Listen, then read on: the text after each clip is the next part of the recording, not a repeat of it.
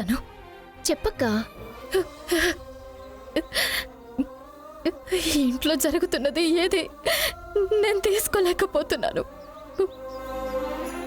రవి బావకి నాకు తెలుసక్కా,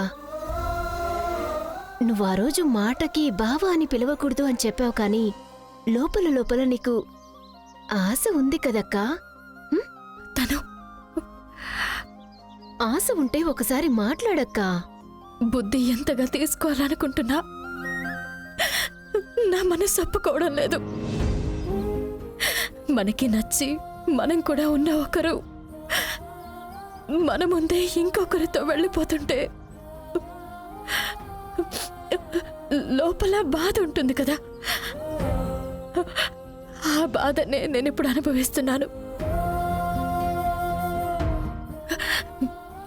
ఎంతగా నాకు నేను నచ్చ చెప్పుకున్నా నా మనసు అది ఒప్పుకోనంటుంది. ఆయన నాకు వద్దు,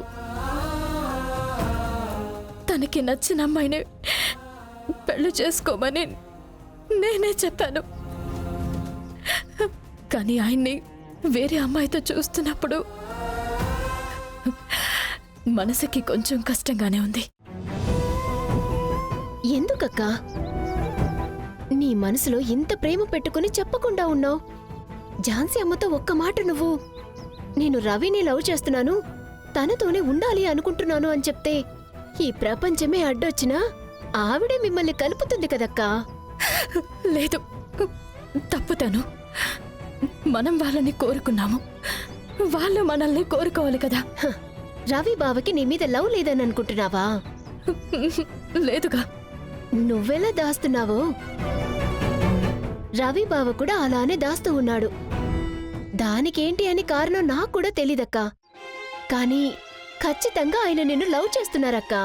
లేదు, తను ఆయన నన్ను లవ్ చేయకుండానే ఉండని. అప్పుడే నా మనసుకి ఎప్పటికైనా ఊరట దొరుకుతుంది. మనల్ని కోరుకునే వాళ్ళని నువ్వెలా కోరుకుంటున్నావు బంగారి అని నన్ను నేను అడగగలను. ఆ ఒక్క ప్రశ్ననే నన్ను బాధ నుంచి కాస్తైనా గట్టెక్కిస్తుంది.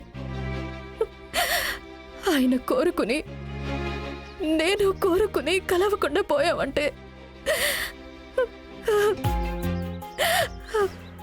అది జీవితంలో ఎప్పటికీ మానని గాయంగా మిగులుతుంది. అక్కా ఏడవకక్కా, నిన్నసలు ఎలా ఓదార్చాలో నాకు అర్థం కావడం లేదు. పర్వాలేదు తను, నేను కొంచెం రిలాక్స్ అయ్యాను. దీని గురించి నువ్వు ఎవరితోనూ మాట్లాడకూడదు. ఏంటి, అర్థమైందా? బంగారీ, నువ్వు రవిని ఇంతగా లవ్ చేస్తున్నావా? ఎన్ని రోజులు మాకు తెలియకుండా పోయిందే. బంగారు లాంటి బంగారుని వద్దని ఆ సంయుక్తం చేసుకుంటా అంటున్నాడు. పెద్ద దద్దిరా మామ నువ్వు.